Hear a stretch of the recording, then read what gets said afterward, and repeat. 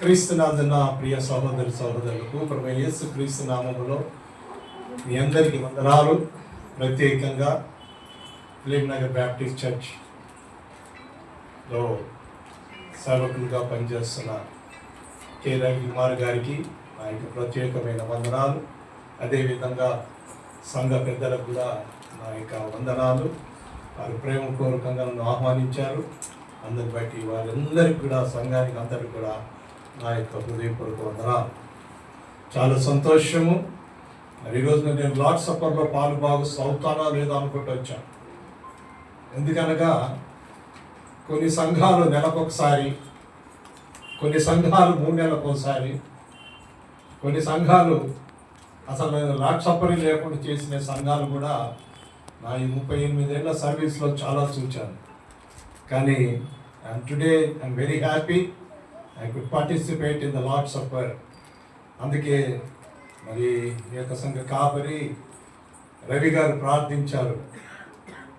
1 కొరింథీ 11:5 నన్ను జ్ఞాపకము చేసుకున్నట్టుగా ఇది చేయడం చెప్పినప్పుడుగా ఆయన శరీరం తిని ఆయన రక్తం త్రావగానే నిత్య జీవం కలవాలి.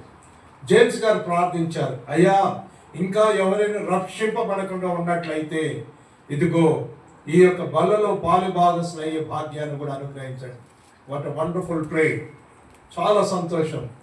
క్రీస్తునాథుని నా ప్రియ సహోదరులారా, ఇది మహోన్నతుడి దేవుడు మనందరికీ సంఘముగా కూడుకొని ఆయనను ఎలా ఆరాధించాలి, ఎవరు ఆరాధించాలి, ఎవరు ఈ బలలో పాలు భాగస్తులు అవ్వాలి అన్న అనేకమైన ఒక నియమములు మనకి ఇచ్చారండి. దాని ప్రకారంగా మనం చేయవలసిన వారమైంటున్నా. ఒక చిన్న బిడ్డ స్కూల్లో అడ్మిట్ చేయాలంటే ఆ బిడ్డ తల్లిదండ్రులు వెళ్ళాలి, అప్లికేషన్ తీసుకోవాలి, అప్లికేషన్ ఫిలప్ చేయాలి, తల్లిదండ్రుల పేరు రాయాలి, ఆ బిడ్డ పేరు రాయాలి. ఆ తర్వాత ఆ ప్రిన్సిపాల్ కానీ హెడ్ మాస్టర్ కానీ ఓకే అడ్మిట్ అంటేనే అడ్మిషన్ ఇస్తారు. లేకపోతే వద్దమ్మా నీ బిడ్డ సరిగ్గా చదవదు, అంత జ్ఞాపకశక్తి లేదు, చూడడానికి ఆరోగ్యం లేదని రిజెక్ట్ చేస్తే పాపను ఎన్నుకొని తీసుకొని వెళ్ళిపోతారు. ఈ భూ సంబంధమైన విషయంలోనే ఇంత మనకు రూల్స్ రెగ్యులేషన్స్ కఠినంగా ఉంటే, ఆత్మీయ సంబంధమైన జీవితము అనగా మహోన్నతుడి దేవుడు తన కుమారుడైన యేసు క్రీస్తు ద్వారా ఈ భూమి మీద మనకు ఏర్పాటు చేసిన ఆయన రాజ్య విషయంలో మనకు అనేకమైన హెచ్చరికలు ఇచ్చాడు. క్రైస్తవులుగా మనం ఆ హెచ్చరికలన్నింటినీ మనం పాటించవలసిన వారమైంటున్నాం. కాబట్టి మత్తయి సువార్త 6:33 చూసుకున్నట్లయితే అక్కడ చూడండి, క్రైస్తవులుగా ఉంటున్న మనందరికీ అక్కడ ఏం చెప్తున్నారు చూడండి.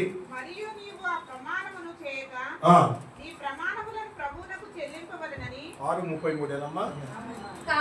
కాబట్టి మీరు ఆయన రాజ్యమును నీతిని ఎప్పుడు వెతకమంటుండండి? మొదటి వెతుకుతున్నాము మనము. ముందు మన పనులు చేసుకుంటాం, కరెక్టే చేసుకోవచ్చు. సోమవారం నుంచి శనివారం వరకు దేవుడు మనకి ఇచ్చాడు. మన పనులని మనం చేసుకోవచ్చు, మన ఉద్యోగాలు మనం చేసుకోవచ్చు, మన వ్యాపారాలు మనం చేసుకోవచ్చు. కానీ ఈ యొక్క ప్రభు దినాన్ని మట్టికి మనము ఆయన రాజ్యమనగా సంఘం అండి.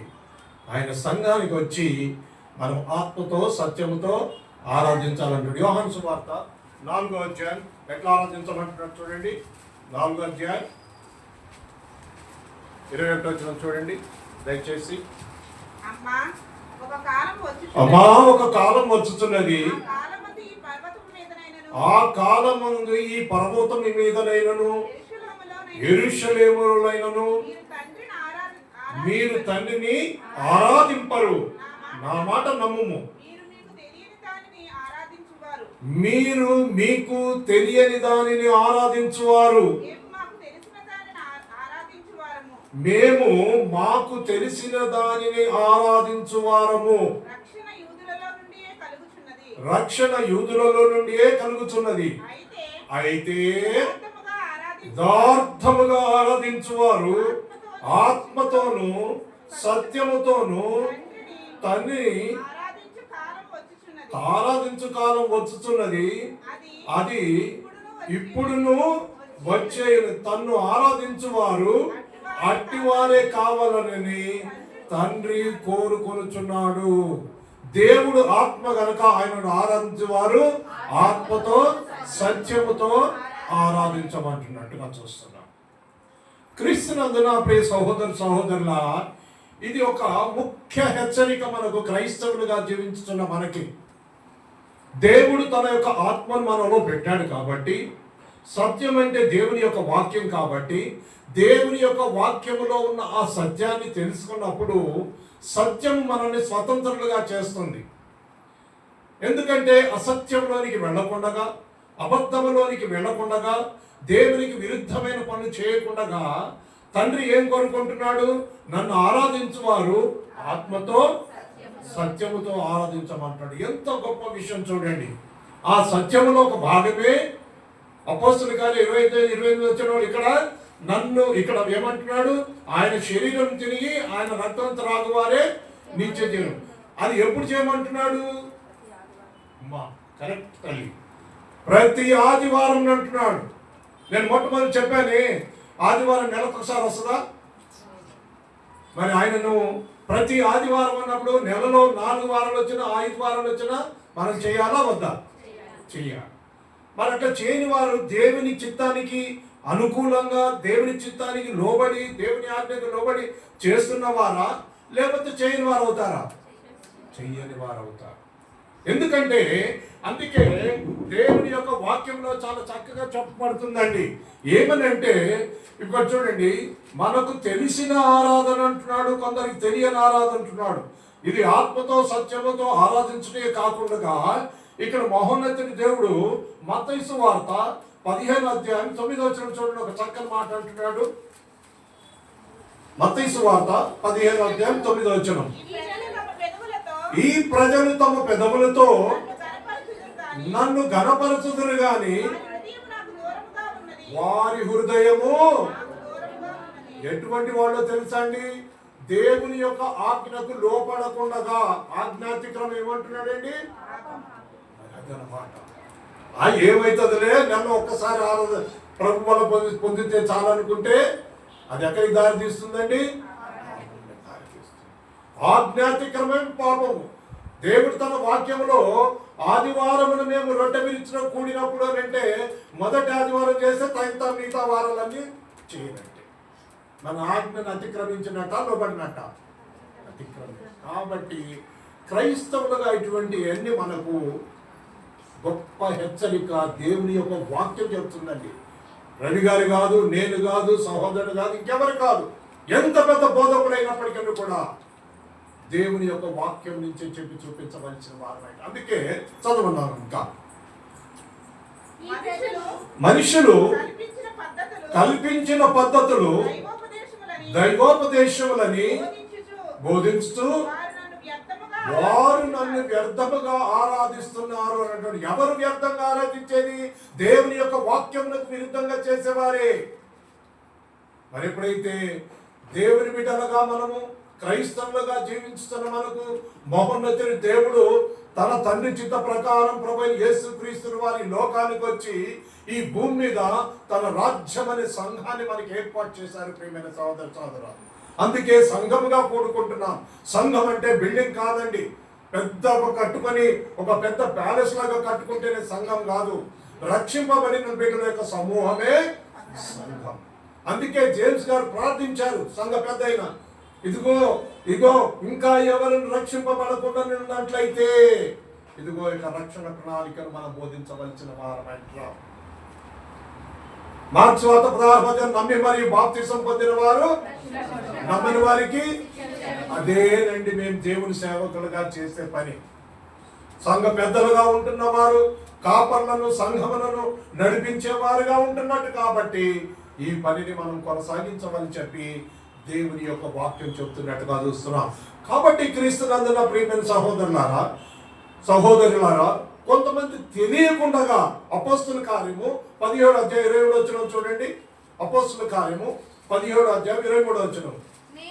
మేము 17:23 అమ్మా, కరెక్ట్. మేము సంచరించుచు మీ దేవతా ప్రతిమలను చూచుచుండగా నాకు ఒక బలిపీఠము కడబడెను, దాని మీద ఏమన్నారండి అక్కడ? తెలియబడని దేవునికి. ఇక్కడ వాళ్ళు ఏం చేస్తున్నారు? తెలియని దేవునికి ఆరాధిస్తున్నారు. అపోస్తలుడు పౌలు అక్కడ ఉన్నప్పుడు, ఆ ప్రాంతంలో తిరుగుతున్నప్పుడు అక్కడ రాసిందంట, మీరు తెలియబడని దేవుళ్ళకు మీరు ఆరాధిస్తున్నారు. చూచారా? అదేమైపోతుందంటే మనకు ఒకటేమో మన దేవుని యొక్క వాక్యంలో చెప్పిన విధంగా వెయిన్ వర్షిప్, వ్యర్థమైన ఆరాధన. ఏది? కేవలం ప్రభు అని పిలుస్తున్నారు కానీ తండ్రి చిత్త ప్రకారంగా చేయట్లేదు అనేది వ్యర్థమైన ఆరాధన. ఇప్పుడు ప్రియ చెల్లెమ్మ చదివిందే అపోస్తలుల కార్యం 17:23 తెలియబడని దానిని వారు ఆరాధిస్తున్నారు. ఇప్పుడు మనకు తెలిసిందండి, రక్షణ యూదులలోనే కలిగింది. మన రక్షకుడైన యేసుక్రీస్తు యూదుయుడన్నాడు. అయినప్పటికీ తండ్రి చిత్తము నెరవేర్చుటకు ఆయన కుమారుడిగా శరీరధారి లోకానికి వచ్చి ఆ రక్షణ భాగ్యాన్ని మనకు బోధించినట్టుగా చూస్తున్నాం. ఆ తదుపరి ఆయన శిలువ వేయించిన తర్వాత పునరుద్ధరణ తర్వాత తండ్రి దగ్గరికి వెళ్ళేటప్పుడు ఆ యొక్క అధికారాన్ని శిష్యులకు ఇచ్చినట్టుగా చెప్తున్నాం. మత్తయి సువార్త 18:19 మీరు సర్వలోకానికి వెళ్ళి మీ సర్వ సృష్టికి సువార్తను ప్రకటించుడి. సువార్తనగా ప్రభు యేసుక్రీస్తు వారి యొక్క మరణ, సమాధి, పునరుద్ధానములే సువార్త. మీరు సర్వలోకానికి వెళ్ళి సర్వ సృష్టికి సువార్తను ప్రకటించుడి. ఇంకేమంటారు చూడండి 19వ కాబట్టి మీరు వెళ్ళి సమస్త జనులను శిష్యులుగా చేయడు. ఎందుకంటున్నాడు? భూమి మీద నాకు సర్వాధికారం ఇవ్వబడి ఉన్నది. యేసు ప్రభువు వారు అంటున్నాడు, తండ్రి పరలోకం నుంచి, ఇదిగో ఈయన నా ప్రియ కుమారుడు, ఈయన యందు నేను ఆనందించుచున్నాను, ఈయన మాట వినుడి. అందుకే తిరిగి తండ్రి వద్దకు వెళ్ళిపోయేటప్పుడు ఆ యొక్క పని భారాన్ని ఆయన వచ్చి తండ్రి చిత్తాన్ని తుదముట్టించేశాడు, నెరవేర్చేశాడు ఆ యొక్క రక్షణ ప్రణాళికనంతా కూడా. అందుకే తన 12 మంది శిష్యులు చెప్తూ, మీరు సర్వలోకానికి వెళ్ళి సర్వ సృష్టికి సువార్తను ప్రకటించండి. ఎవరైతే నమ్మితారో, నమ్మి బాప్తిసం పొందిన వారు రక్షింపబడదు, నమ్మని వారికి శిక్ష విధించబడింది. ఇది గొప్ప రక్షణ ప్రణాళిక ప్రియమైన సహోదరులు. అయితే దీన్ని నాలాంటి వాళ్ళు చాలా మంది తికమక చేస్తున్నారు. ఎందుకంటే ఇంతమంది చదివాం, మనుషులు కల్పించిన పద్ధతులు చెప్పడం వలన మనకు తికమక అయిపోతుంది. దేవుని యొక్క వాక్యం ఎప్పుడు తికమక ఉండదండి. ఎందుకంటే చూడండి, ప్రకటన గ్రంథము 22:18 చదవండి. ఈ గ్రంథమందున్న ప్రవచన వాక్యములను విను ప్రతివానికి నేను సాక్ష్యం ఇచ్చినది ఏమనగా, ఎవడైనను వీటితో మరి ఏదైనాను కలిపిన ఎడల చూచారండి, కలిపినా తీసివేసిన ఈ గ్రంథములు తెగుళ్ళు వారికి తగ్గుతారట. మరి మనోళ్ళు ఏం చేస్తున్నారు? సులభంగా మార్చేస్తున్నారు. ఆ దేవుడు చూడొచ్చిండాలి, అదే మనుషులు కల్పించిన పద్ధతులు. కాబట్టి క్రీస్తునందున ప్రియ సహోదర సహోదరులారా, ఇక్కడ అంటాడు, ఎవడైనను ఈ ప్రవచన గ్రంథం వాక్యములలో ఏదైనాను తీసివేసిన ఎడల దేవుడు వానికి ఈ గ్రంథములో రాయబడిన జీవ వృక్షములోను పరిశుద్ధ పట్టణం వానికి ఎంత గొప్ప ప్రమాదం చూడండి. అందుకే క్రీస్తునందున ప్రియ సహోదర సహోదరులారా, మనం ఇవన్నీ జాగ్రత్తగా గమనించవలసిన వారం అయించున్నాం. ఇది ఎప్పుడైతే మనం గమనించకుండా దేవుని యొక్క ఆజ్ఞను అతిక్రమిస్తామో మనకు పరలోకంలో స్థలం ఉంటుందండి. నేను చెప్తున్న మాట కాదు, మీ చదివిన వాక్యమే, జీవపు వాక్యమే. కాబట్టి క్రీస్తునందున ప్రియ సహోదర సహోదరులారా, అటువంటి పరిస్థితి రాకూడదనే ఒక గొప్ప వ్యక్తి చూడండి, అపోస్తలుల కార్యము 8వ అధ్యాయంలో, అపోస్తలుల కార్యము 8వ అధ్యాయంలో చూడండి, అతను ఏ విధంగా ఎందుకు ఆ విధంగా చేయవలసి వచ్చిందని చూసినట్లయితే ఇక్కడ చూడండి, ప్రభుదూత 26వ వచనం, దక్షిణముగా వెళ్ళి యెరూషలేము నుండి గాజాకు పోవు అరణ్య మార్గమును కలుసుకోమని ఫిలిప్పుతో చెప్పగా అతడు లేచి వెళ్ళాను. ఎవరి దగ్గరికి వెళ్ళాడండి? ప్రభువు దూత ఏం చెప్తున్నారు? ఎవరు చెప్తున్నారు? ఫిలిప్తో చెప్తున్నాడు. ఏమని చెప్తున్నాడు? నువ్వు యెరూషలేము నుంచి గాజా పోవు అరణ్య మార్గములో కలుసుకోమన్నారు. ఎవరు కలుసుకోమన్నారు?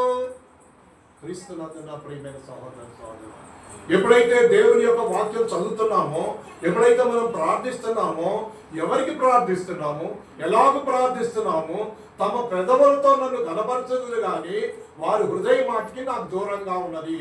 ప్రభువా ప్రభు అని పిలుచు ప్రతివాడును పరలోక రాజ్యంలో ప్రవేశింపడు కానీ పరలోకముందు తన తండ్రి చిత్త ప్రకారం చేయవాడే ప్రవేశిస్తాడు. అందుకే ఇక్కడ ఇప్పుడు ఎవరిని కలుసుకోమంటున్నాడు? మహోన్నతుడు దేవుడు ఇదిగో ఒక దూతను అనగా నువ్వు వెళ్ళి ఫిలిప్పు చెప్తున్నాడు, నువ్వు వెళ్ళి యెరూషలేము నుంచి గాజాకు అరణ్య మార్గం కలుసుకోమని ఫిలిప్తో చెప్పగా అతడు లేచి వెళ్ళిపోయాడు. ఇప్పుడు ఫర్ ఎగ్జాంపుల్ రవి గారికి నేను చెప్పాను, రవేనా నువ్వు వెళ్ళి ఇప్పుడు అక్కడ సింగాళ బస్సి కాకుండా ఫిలిం నగర్ వెళ్ళిపోయాడు. ఫిలిం నగర్ యాడిపోవాలన్నా అంటాడా లేదా? యాడిపోవాలి ఫిలిం నగర్కి? వాళ్ళంత సినిమా ఉంటుంటారు, అక్కడ పోమంటున్నావు ఏంటి అని అంటాడా లేదా రైట్ గారు? కానీ ఇక్కడ చూడండి, దేవుని యొక్క నడిపి వెంబటి అతను లేచి వెళ్ళిపోయాడు. ఫిలిప్పు ఎక్కడ పోవాలో తెలీదు, అరణ్య మార్గంలో వెళ్తున్నాడు. ఎవరు వెళ్తున్నారు చూడండి ఇక్కడ. అప్పుడు ఐథియోపియుల రాణి అయిన కందాకే క్రింద మంత్రి అయి ఆమె యొక్క ధనాగారం అంతటి మీదనున్న ఐథియోపియుడైన నపుంసకుడు ఆరాధించుటకు యెరూషలేమునకు వచ్చి ఉండెను. ఎక్కడి నుంచి వచ్చాడండి? గాజా నుంచి ఎక్కడికి వచ్చాడు? యెరూషలేమునకు వచ్చాడంట. చూడండి, నాకు తెలిసి ఒక 40 మైళ్ళు 40 కిలోమీటర్లు దూరం ఉంటుందండి. నాకు ఇంతవరకు నాకు ఎగ్జాక్ట్గా తెలియదు. ఆరాధనకు అంత దూరం వెళ్తుండంటే ఆయన ఏమంటున్నాడండి? ఆయన ఏమంటున్నాడు? ఐథియోపియా రాణి దగ్గర ఆయన ఏమైనాడు? మంత్రిగా ఉన్నాడు. అధికారం గలవాడే కదా మంత్రి అంటే, చదువుకున్నవాడే కదా మంత్రి అంటే. మరి ఈయన గాజా నుంచి యెరూషలేముకు ఆరాధించుటకు యెరూషలేమునకు వచ్చి ఉండెను. క్రీస్తునందు నా ప్రియమైన సహోదరు సహోదరులారా, చాలా సంతోషం. మీరందరూ ఆరాధనకు వచ్చారు. ఎక్కడి నుంచి వచ్చారో నాకైతే తెలియదు. నేను మా ఇంటి నుంచి ఇక్కడికి రావాలంటే నాకు 45 నిమిషాలు పట్టింది. ఆయన 40 మైళ్ళ దూరము ఒక మంత్రి వెళ్తున్నాడు ఆరాధించుటకు. అందులో ఎంత గొప్ప ఆత్మీయ జీవితము, ఆత్మీయత, ఆశీర్వాదాలు ఉంటాయని ఇంకా ఈ ఆర్థిక శాఖ మంత్రి ఇంకా రక్షింపబడలేదు, ఇంకా రాజ్యం అనే సంఘంలోనికి చేర్చబడలేదు. కానీ ఆసక్తి కలిగి ఆయన ఆరాధించడానికి వెళ్తున్నట్టుగా చూస్తున్నాం. ఎందుకు వెళ్తారండి? మనం సంఘానికి ఎందుకు వచ్చాం? డబ్బులకు వచ్చామా? కాదు. ఏదైనా పదవులు వస్తాయా? కాదు. ఏదైనా ఉద్యోగాలు వస్తాయా? కాదు. కాకపోతే వీటన్నిటి గురించి ప్రార్థిస్తాము, దేవుని యొక్క ఆశీర్వాదాలు పొందుటకు. మన రక్షకుడైన యేసుక్రీస్తు మన ఏళ్ళలో చేసిన ఆ యొక్క బలియాగాన్ని జ్ఞాపకం చేసుకున్నట్టుగా చేశాము ఇప్పుడు ఇక్కడికి. అందుకే ఈ యొక్క ఆర్థిక శాఖ మంత్రి గాజా నుంచి యెరూషలేము దేవునికి ఆరాధిస్తూ వెళ్ళి మళ్ళీ తిరిగి వస్తుండగా ఏం జరిగింది చూడండి. అతడు తిరిగి వెళ్ళొచ్చు తన రథం మీద కూర్చుండి ప్రవక్త అయిన యెషయా గ్రంథము చదువుచుండెను. క్రీస్తునందు నా ప్రియమైన సహోదరు సహోదరులారా, ఆయన ఒక మంత్రి రథం మీద వెళ్తున్నాడు. రథం నడిపే ఒక డ్రైవర్ కూడా ఉన్నాడు. ఆయనకి ఆరాధనకు వెళ్ళాడు యెరూషలేము గాజా నుంచి. ఆరాధన అయిపోయింది, తిరిగి వస్తూ ఇదంతా మీరు చదివిందే కదమ్మా, నేనేం కనపట్లేదు కదా, ఇంతకుముందు చదివిందే.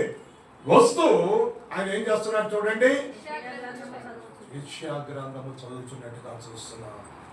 చూడండి ఎంత భక్తి గలవాడు, ఎంత దేవుని యందు భయం కలిగి ఉన్నదో. మనం ఇక్కడి నుంచి ఆరాధన చేయాలి, టక్కన బైబిల్ మూసేసి టక్కన వెళ్ళిపోయి ఇంట్లో అమ్మలు అక్కలు మంచి ఈరోజు సండే కదా చేపలో మటనో చికెన్ వండితే తిందామని గాబరగా వెళ్ళిపోతాం. కానీ ఈయన మట్టికి వెళ్ళేటప్పుడు కూడా పరిశుద్ధ గ్రంథములు ఉన్న యెషయా గ్రంథము చదువుతూ వెళ్తున్నట్టుగా చూస్తున్నాం. గొప్ప అధికారి, జ్ఞానం కలిగిన వాడు, ఒక ఆధిపత్యం ఉన్నవాడు, మంత్రిగా ఉన్నాడు. అయినప్పటికీ అతని గుణ లక్షణాలు ఎంత గొప్పగా ఉన్నాయి చూడండి. ఇంకా ఆయన రక్షింపబడలేదు. ప్రియమైన సహోదరు సహోదరులారా, జేమ్స్ గారు ప్రార్థించారు, ఇంకా ఎవరిని రక్షింపబడకుండా ఉన్నట్లయితే, జేమ్స్ గారే కదండి ప్రార్థన, జేమ్స్ గారు ప్రార్థించారు సంఘానికి, ఇంకా ఎవరైనా రక్షింపబడకుండా ఉన్నట్లయితే సంఘం చేయవలసిన పని అండి. చూడండి ఏం జరుగుతుందో. అప్పుడు ఆత్మ ఫిలిప్పుతో, నీవు ఆ రథం దగ్గరికి పోయి దానిని కలుసుకోమని. చూడండి, ఆత్మ చేసే పనులు అంత గొప్పగా ఉంటాయండి. ఆత్మరూపి అయి నువ్వు వెళ్ళి రథం దగ్గరికి వెళ్ళి కలుసుకో అని ఫిలిప్తో చెప్తున్నట్టుగా చూస్తున్నాం. అందుకే యోహాను సువార్త 4వ అధ్యాయము 21వ వచనం మనం చదివాం కదండి, నన్ను ఆరాధించువారు చెబుతూను ఆరాధించమంటున్నారు. మనిషిని కల్పించిన పద్ధతులతో అవి దైవోపదేశములను నన్ను బోధిస్తారు. అట్టి వారి పెదవులు నన్ను పలుకుతాయి ప్రభువా ప్రభుని, వారి హృదయం మట్టికి దూరంగా ఉంది. ఇక్కడ ఆత్మ స్వరూపి. అప్పుడు ఆత్మ ఫిలిప్తో, నీవు ఆ రథము దగ్గరికి పోయి దాన్ని కలుసుకోమని చెప్పాను. ఫిలిప్పు దగ్గరికి పరిగెత్తుకొని పోయి అతడు ప్రవక్త అయిన యెషయా గ్రంథము చదువుతుండగా విని, నీవు చదువునది గ్రహించుచున్నావా? మనలా ఇట్లా బైబిల్ లేదండి. తోలు మీద రాసే గ్రంథపు చుట్టలు ఉన్న యెషయా గ్రంథం, ఆ యెషయా గ్రంథం తీసి చదువుకుంటూ వెళ్తున్నాడు. ఎవరు? ఈ మంత్రి గారు. చదువుతుంటప్పుడు ఫిలిప్పు, దేవుని ఆత్మ ద్వారా పంపించబడిన ఈ యొక్క ఫిలిప్ అక్కడికి వెళ్ళి, నువ్వు రథం దగ్గర పోయి కలుసుకున్నామన్నప్పుడు అక్కడికి వెళ్ళి ఈయన చదువుతున్న ఆ యెషయా గ్రంథం చదువుతుండగా ఏమంటున్నాడు చూడండి, నీవు చదువున్నది అర్థమవుతున్నదా అని అడగగా,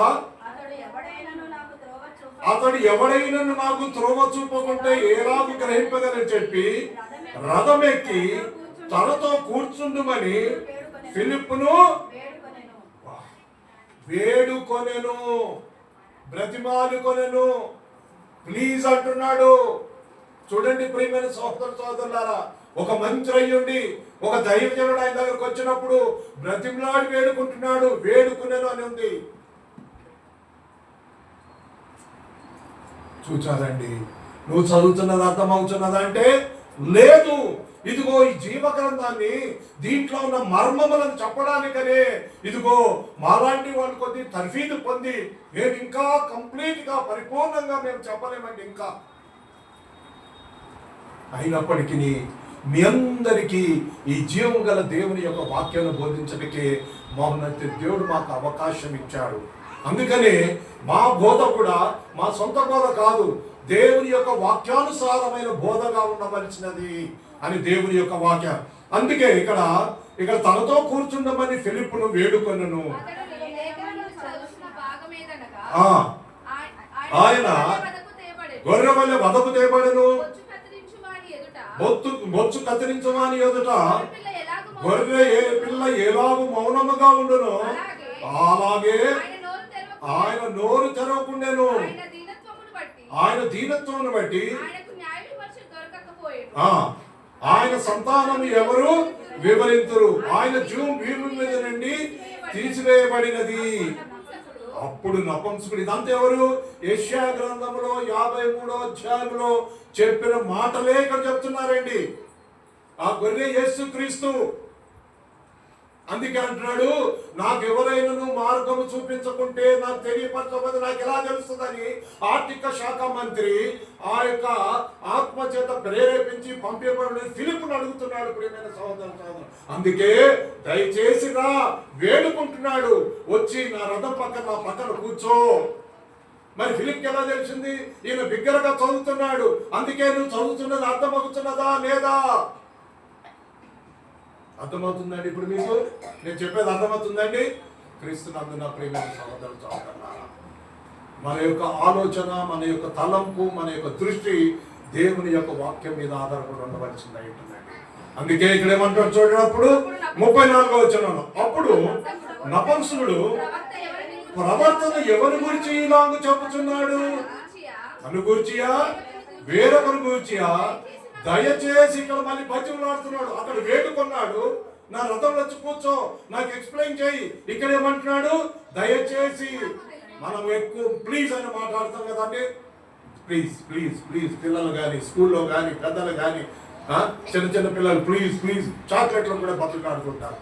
ఒక చిన్న పిల్లవాడే ఆర్థిక శాఖ మంత్రి దయచేసి నాకు తెలుపుమని ఫిలిప్పుని అడిగిన. ఏంటి అయ్యా, ఈ నా గురించి చెప్తున్నారా?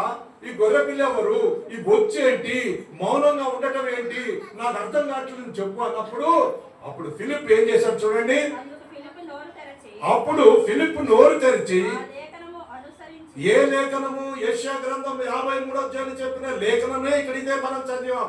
ఆ లేఖనం ఏది? అతని యేసును గురించిన సువార్త.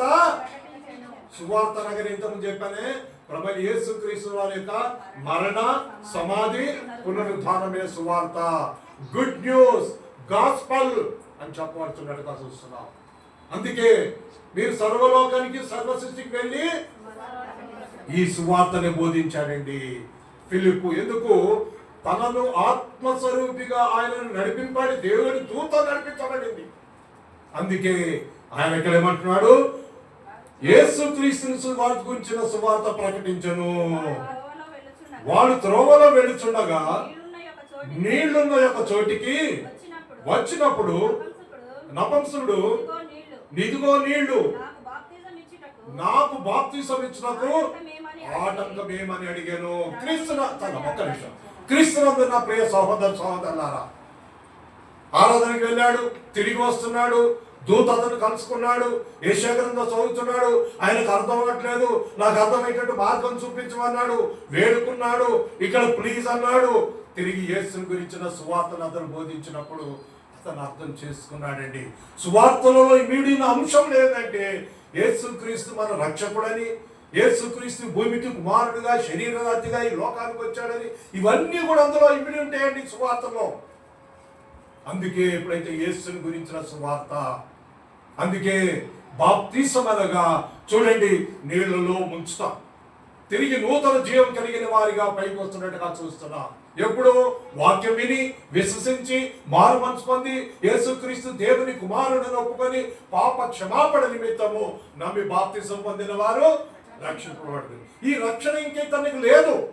ఆయన ఆర్థిక శాఖ మంత్రి చర్చికి వెళ్తున్నాడు, ఆరాధిస్తున్నాడు, భయభక్తులు కలిగి ఉన్నాయి, వినయ విధేయతలు కలిగి ఉన్నాయి, గొప్ప విద్యావంతుడు, గొప్ప అధికారం గలవాడు. ఆ యొక్క గాంధాకి రాణి దగ్గర ఒక ఫైనాన్స్ మినిస్టర్ గా పనిచేస్తున్నప్పటికీ దేవుని ఆరాధించడానికి మట్టికి మానట్లేదండి. ప్రియమైన సహోదరులారా, ఈ పాఠం గురించి మనం తెలుసుకోవాల్సిన విషయం ఇదే. అందుకే ఎప్పుడైతే యేసు క్రీస్తుని గురించిన సువార్త విన్నాడో ఏమన్నాడమ్మా? ఇదిగో నీళ్లున్నాయి, నాకు బాప్తిసం ఇచ్చినకు ఆటంకం ఏమని అడిగి రథము నిలుపు. ఇప్పుడు చూపిస్తున్నాడు తన అధికారము. ఆ రథము నడిపే డ్రైవర్ చెప్పాడు, ఆపే, రథం నిలుపుమని ఆజ్ఞాపించను. అప్పుడు ఫిలిప్పు నీ పూర్ణ హృదయముతో విశ్వసించిన ఎడల నువ్వు పొందవచ్చునని చెప్పాను. చూడండి ఎంత గొప్ప అర్థం మర్మం ఉందో ప్రియమైన సహోదరులారా. ఒక ఎమ్మెల్యేకు మినిస్టర్కు మనం బాప్తిసం అంటే ఎంత సులభం అండి. ఆయన దగ్గరికే రానియడం మనం. ఇంకా సువార్త ఇప్పుడు సంగతి, తర్వాత సంగతి. ఇక్కడ మీ ఎమ్మెల్యే గారు ఎవరండి? దానం నాగేందర్ గారి దగ్గర కూడా అంటే ముందు గేడు గారు, మధ్యలో ఇంకో దఫేదారు ఉంటాడు, ఆ తర్వాత ఆయన పిఏ ఉంటాడు. ఆ పిఏ పర్మిషన్ ఇస్తే లోపల నాగేందర్ గారు లోపల ఉన్నా కూడా సార్ లేదండి తర్వాత రండి అంటాడు.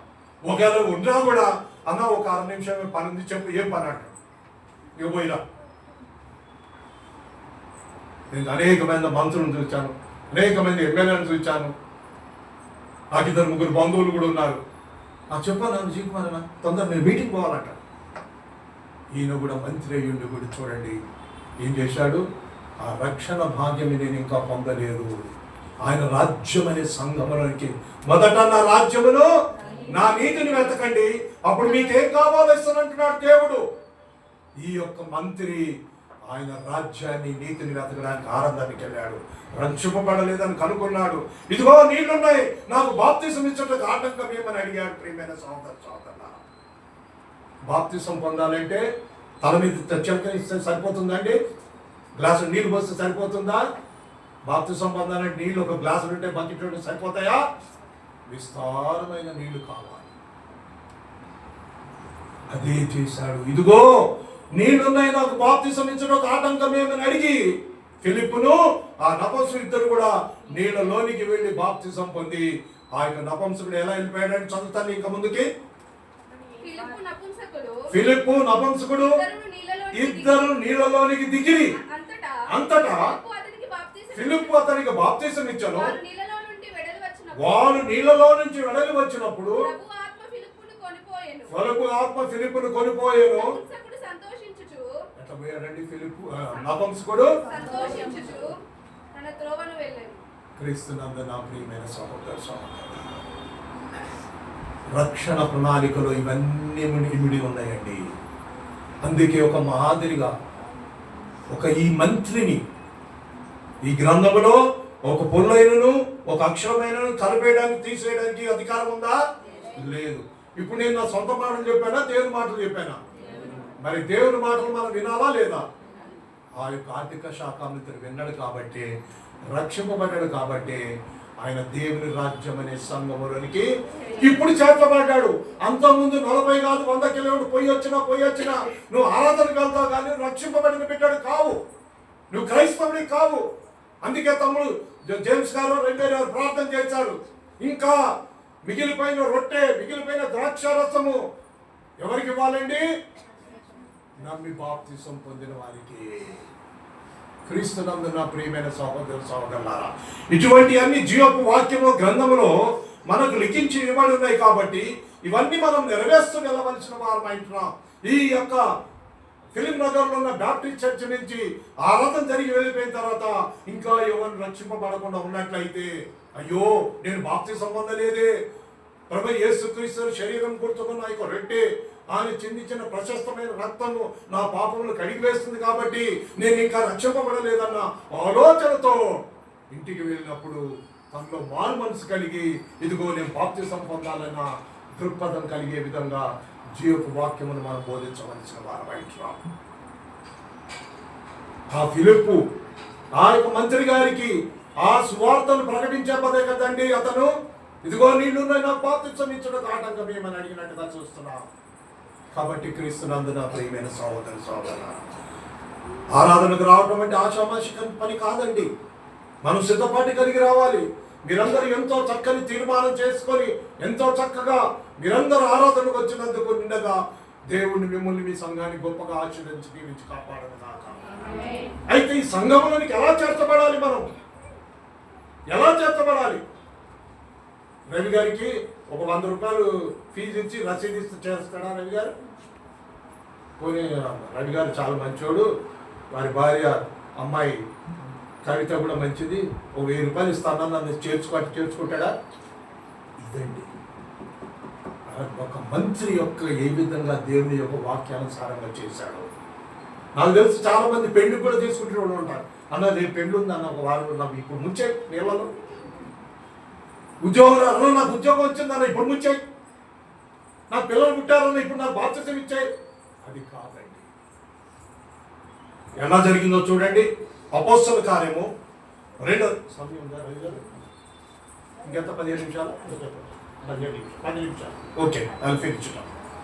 అపోస్తల కార్యము 2వ అధ్యాయము 36వ వచనంలో మీరు సిలువ వేసిన ఈ యేసునే దేవుడు ప్రభువుగాను క్రీస్తుగాను నియమించను, ఇది ఇశ్రాయేలు వంశమంతయు రూఢిగా తెలుసుకొనవలెనని చెప్పాను.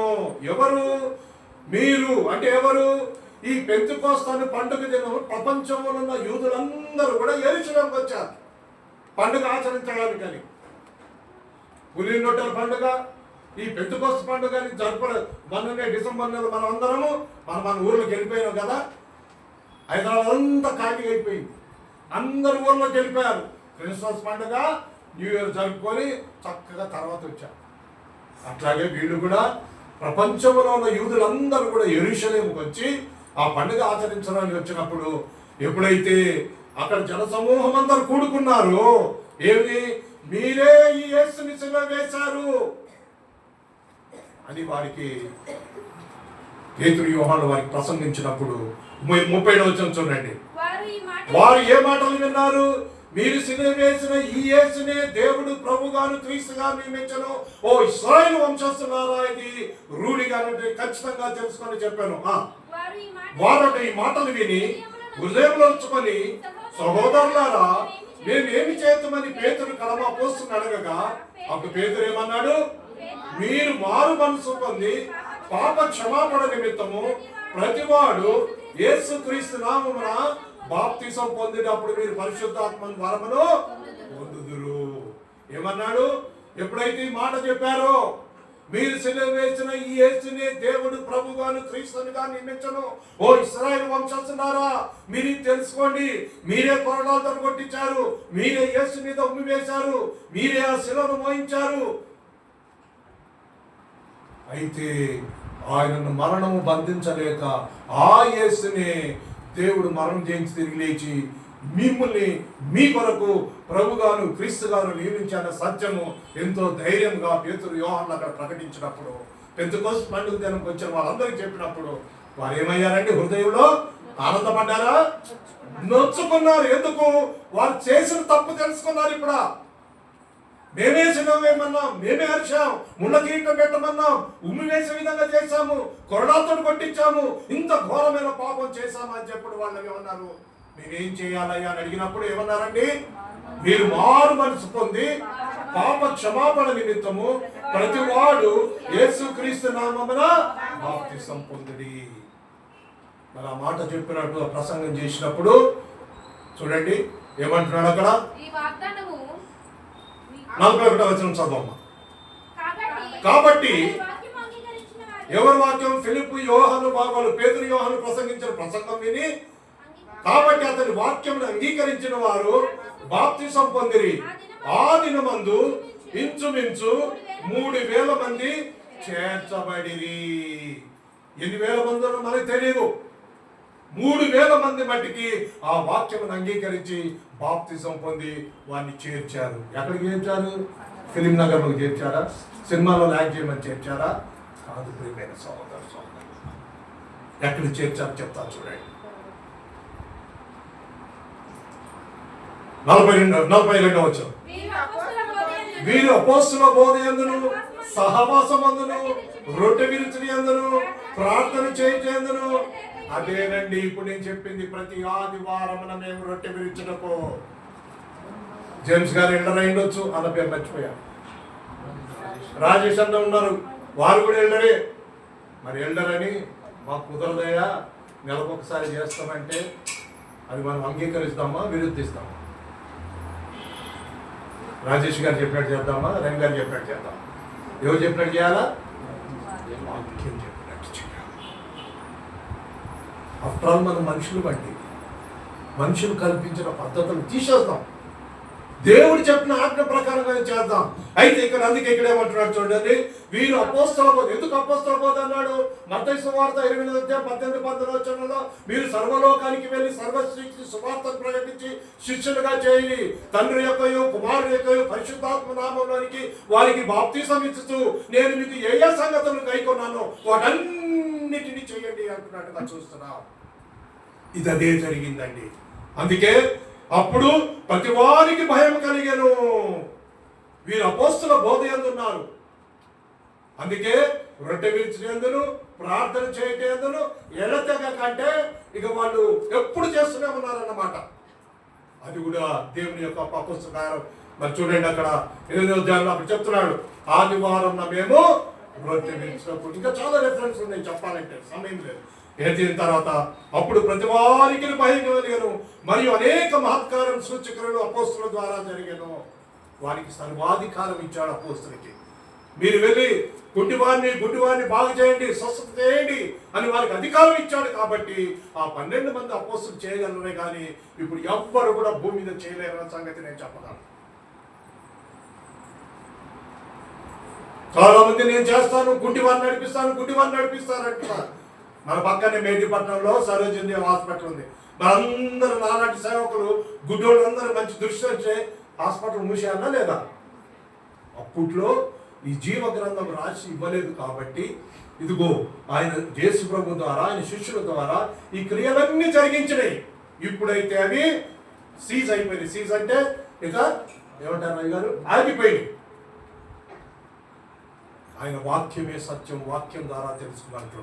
ఇంకా చూడండి, ఇంకా ముందుకు, విశ్వసించిన వారందరూ ఏకముగా కూడి తమ కలిగినంతయు సమిష్టిగా ఉంచుకొని, ఇదిగాక వారు తమ చరస్థిరాస్తులను నమ్మి అందరికి వారి వారి అక్కల కొరలు పంచిపెట్టను. మరియు వారు ఏక మనస్కులై ప్రతిదినము దేవాన్ని తప్పగా కూడించు, రొట్టె విరుచుచు, దేవుని స్తుతించుచు, ప్రజలందరి దయ పొందిన వారై. 47వ వచనం ఇంపార్టెంట్, చూడండి. ఆనందముతోను నిష్కపటమైన హృదయముతోను ఆహారం పుచ్చుకొనుచుండి, మరియు ప్రభువు రక్షణ పొందుచున్న వారిని అనుదినము వారితో చేర్చుచుండెను. ఈ 3000 మందితో చేర్చున్నట్టుగా చూస్తున్నాం. ఈ రోజు వరకు కూడా కొనసాగుతుంది. జేమ్స్ గారు, రవి గారు ప్రార్థించిన ప్రార్థన మహోన్నతుడు దేవుడు విని ఆలకించి మీ యొక్క అవసరతలు, ఆత్మీయ సంబంధ అవసరతలు రక్షింపబడాలని ఉద్దేశం కలిగి ఉంటే ఇదిగో ఈ విధంగా మానక చేస్తున్నట్టుగా చూస్తున్నాం. వారిని దేవుడే వారిని చేస్తున్నాడు, కానీ నేను చేర్చలేను, రవి గారు చేర్చలేను, వెనక ఉన్న బిషప్ గారు కూడా చేర్చలేరన్న సంగతి గుర్తెరగవలసిన వారు బయటలో. ఎవరు చేర్చారు చూడండి, మళ్ళొకసారి చదవవచ్చు. చివరిలో ఆనందముతోను నిష్కపటమైన హృదయముతోను ఆహారం పుచ్చుకొనుచుండిరి, మరియు ప్రభు రక్షణ పొందుచున్న వారిని అనుదినము వారితో చేర్చుచుండెను. చూచారా ప్రియమైన సహోదర సహోదరులు? ఇంకొక మాట చెప్పి ముగిస్తే అయిపోయింది. 10 నిమిషాలు ఇచ్చారు రవి గారు నాకు. మత్తయి సువార్త 18వ వచనం చూడండి.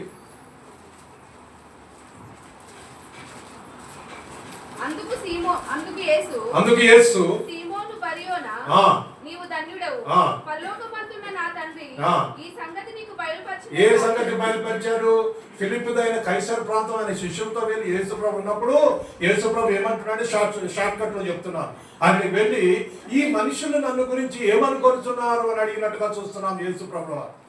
అయితే 16వ వచనంలో చూడండి, అక్కడ ఏమంటున్నాడు? 11.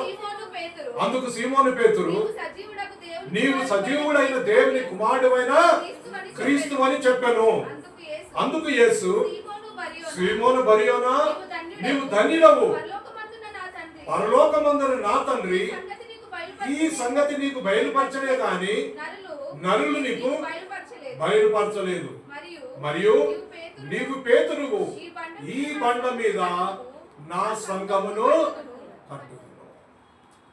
చూడండి, ఆ పరలోక సంబంధమైన రాజ్యమే ఈ భూమి మీద మనకు మహోన్నతుడి దేవుడు తన ప్రియ కుమారుడైన యేసుక్రీస్తు ద్వారా ఆ సంఘాన్ని కట్టాడు.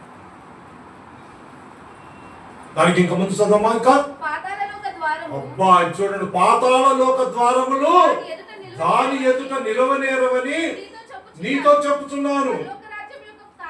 పరలోక రాజ్యం యొక్క తాళపు చెవులు పేతురుకి ఇస్తున్నాడండి. ఎందుకు? నువ్వు సజీవుడైన దేవుని కుమారుడైన క్రీస్తు, ఇదిగో ఈ జీవపు వాక్యమైన తాళం చేతోటి ఆ పరలోక సంబంధం తాళం తెరవడానికే ఈ జీవ వాక్యానికి ఇచ్చినట్లుగా చూస్తున్నాం ప్రియమైన సహోదర. అందుకే సర్వలోకానికి వెళ్ళి సర్వ సృష్టికి సువార్తను ప్రకటించండి. ఎవరైతే నమ్ముతారో, నమ్మి బాప్తిసం పొందుతారో, నమ్మిన వారికి శిక్ష, నమ్మని వారికి శిక్ష విధింపబడినట్టు. చూడండి ఎంత గొప్ప ప్రణాళిక దేవుడు మన ఎడలు చేశాడు. చూడండి ప్రియమైన సహోదర, సంఘాన్ని కట్టాడు. ఆ సంఘంలో ఎలా ప్రవేశించాలి చెప్పాడు. వాక్యం వినాలి, విశ్వసించాలి, మారుమనసు పొందాలి, యేసుక్రీస్తు దేవుని కుమారుడని ఒప్పుకొని పాప క్షమాపణ నిమిత్తము నమ్మిన వారికి ఆయన రాజ్యములో మత్తయి 6:33లో మొదట ఆయన రాజ్యమును ఆయన నీతిని వెతకండి, అప్పుడు మీకేం కావాలో ఇస్తానంటున్నాడు. కాబట్టి క్రీస్తునందున ప్రియమైన సహోదర సహోదరులారా, పరలోక యొక్క తాళపు చేతులు ఆ రోజులో పేతురుకి ఇచ్చాడు. ఈ రోజులో నాలాంటి సేవకులు, సంఘ పెద్దలకి దేవుడు ఆ తాళపు చేతులు అనే ఈ గ్రంథాన్ని ఇచ్చాడు. కాబట్టి సర్వ సృష్టికి ఈ సువార్తను ప్రకటించమన్నాడు. మా దగ్గర ఎక్కువ డబ్బులుంటే అక్కడ యూపీ, బీహార్ అన్ని చోట్ల పోతాం. దేవుడు మనకు అనుగ్రహించిన నిధులతోటి మన చుట్టుపక్కల ఉన్న మన కుటుంబానికి, మన వీధిలోకి, లేదా ఇంకక్కడ ఇంకొక ముందుకే అట్లా పోయి సువార్త ప్రకటిస్తున్నాం. అది కూడా సువార్త. కొంతమంది డబ్బులు ఉన్నవాళ్ళు ఇంకా దూరం పోయి సువార్తలు ప్రకటిస్తున్నారు. కాబట్టి క్రీస్తునందు నా ప్రియమైన సహోదర సహోదరులారా, ఆయన రాజ్యమే సంఘము, ఆయన నీతే జీవము గల దేవుని యొక్క వాక్యం. ప్రియమైన సహోదరు, ఆ రాజ్యమైన సంఘానికి చూడండి శిరస్సు ఎవరో చెప్తున్నారు చూడండి. ఎఫెసీయులకు రాసిన పత్రిక లేదా కొలస్సీ 1:18 చదవండి. కొలస్సీ 1:18 ముగిస్తాం, అయిపోయింది. సంఘము ఏమండి? సంఘమును శరీరమునకు ఎవరు శిరస్సు అండి? యేసుక్రీస్తు. కట్టింది ఎవరు? యేసుక్రీస్తు. అందుకే కట్టింది కాబట్టి దాని శిరస్సు అంటాడు. ఆ శిరస్సు యేసుక్రీస్తు సంఘానికి. శిరస్సు మనం లోపల ఉంటాడా? భార్యకి శిరస్సు ఎవరండి? సంఘానికి శిరస్సు ఎవరు? అందుకే అక్కడ వివాహ వ్యవస్థలో భార్యలారా మీ భర్తలకు చూడండి. సంఘానికి మనం అందరం సంఘము. ఆయన పెళ్లి కుమార్తె, పెళ్లి కుమారుడు యేసుక్రీస్తు. ఆ శరీరమైన సంఘాన్ని క్రీస్తు శిరస్సు అయి ఉన్నాడు. అందుకనే క్రీస్తు బోధ యందు మనం నిలుచుండవలసిన వారమైంచున్నాం. ఇది దేవుని యొక్క మర్మం అండి. ఇది భర్తలారా మీ భార్యలను ప్రేమించ బద్దులైన. సంఘాన్ని ప్రేమించింది ఎవరు? యేసుక్రీస్తు. సంఘానికి రక్షణ ఎవరు? యేసుక్రీస్తు. సంఘాన్ని కట్టింది ఎవరు? యేసుక్రీస్తు. ఆ సంఘాన్ని ఎలా కొన్నారండి? తన స్వరక్తం ఇచ్చి సంపాదించుకున్న సంఘం. రేవ్ గారు ఇక్కడ ఇల్లు కొనుక్కున్నాడు. ఇల్లంతా కష్టపడి కవిత, అమ్మాయి కవిత, మరి ఇద్దరు కలిసి కొనుక్కున్నారు కదా. ఆ రిజిస్టర్ ఆఫీస్ పోయి రిజిస్ట్రేషన్ చేసేటప్పుడు అక్కడ పోయి రిజిస్ట్రేషన్ డబ్బులు కట్టి అంత అయింది. సర్టిఫికెట్ మట్టికి విజయ్ కుమార్ పేరు మీద ఇచ్చిండు అనుకోండి, రవి గారు ఒప్పుకుంటారా? అరే నేను కష్టపడి కట్టుకుంటే, చెమటోడు కట్టుకుంటే ఇది నా ఇల్లయ్యా, విజయ్ కుమార్ పేరు ఎందుకు పెట్టమంటాడు? అంటాడా లేదండి? అబ్బా బాగా చేసినావు, నా ఇల్లు మంచిగా కట్టుకున్నా, విజయ్ కుమార్ పేరు పెట్టింది అంటారా రవి గారు? మీరు రవి ఒకవేళ అన్నా కూడా కల్ప అమ్మాయి అయితే, కవిత అయితే చీపురు గట్ట తీసుకుంటాం. క్రీస్తునందు నా ప్రియ సహోదర సహోదరులారా, ఈ గొప్ప మర్మాన్ని మనం తెలుసుకోవాలండి. చివరిగా వాళ్ళు రోమిలకు రాసిన పత్రిక 16 చదవండి.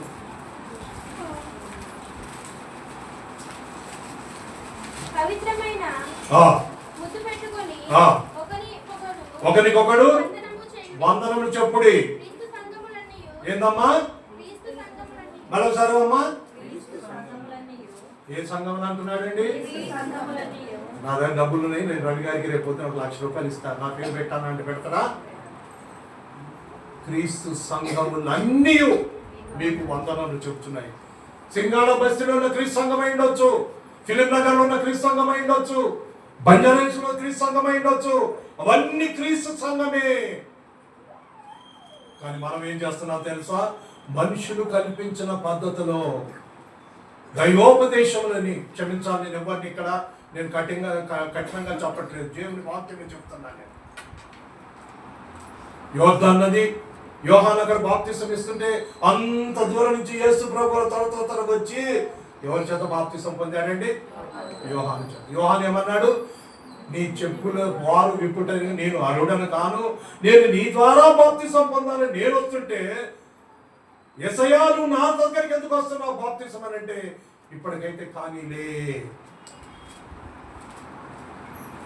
క్రీస్తునందు నా ప్రియ సహోదర సహోదరులారా, ఈ మర్మములన్నీ తెలుసుకొని క్రీస్తు బోధ యందు నిలిచి ఉండి ప్రతి వాడును తండ్రిని కుమారుని అంగీకరించువాడై ఉంటున్నాడని జీవవాక్యం చెప్తుంది. కాబట్టి అది మీకే వదిలేస్తున్నాను. మనం ఎలా ఉండాలి, ఎట్లా ఉండాలి, అది ఎప్పుడు కట్టబడింది, దేవుని చిత్తం అయితే ఎవరు కట్టారు, ఏ సంవత్సరంలో కట్టారు, ఎందుకు కట్టవలసి వచ్చింది, దాంట్లోకి ఎలా ప్రవేశించాలి, ఏ సంవత్సరంలో అది ఏర్పడింది అన్నీ కూడా చెప్తాను మీకు ప్రియమైన సహోదర సహోదరులారా. నా వాక్యములోంచి ఏదన్నా నేను కలిపినట్లయితే ఆ తెగుళ్ళు ఎవరికి వస్తాయండి? నాకే వస్తాయి కదా. మరి నా తెగుళ్ళు అంటే నన్ను ఏదన్నా నాకు ఏదో క్యాన్సరో గీన్సరో లేదా నా కాలు చేయబడతానని చెప్తే నేను చెప్తాను అట్లా? నేను గుడ్డోడు అయిపోతా తప్పు చెప్తే, గుడ్డోడు అయిపోతా నేను తప్పుగా బోధిస్తే. అందుకే మాకు రెట్టింపు శిక్ష అని యాకోబు పత్రికలో ఉందండి. కాబట్టి క్రీస్తునందు నా ప్రియమైన సహోదర సంఘంగా కూడుకొని మీరు ఆరాధనకు వచ్చినందుకు మీ అందరికీ హృదయపూర్వకంగా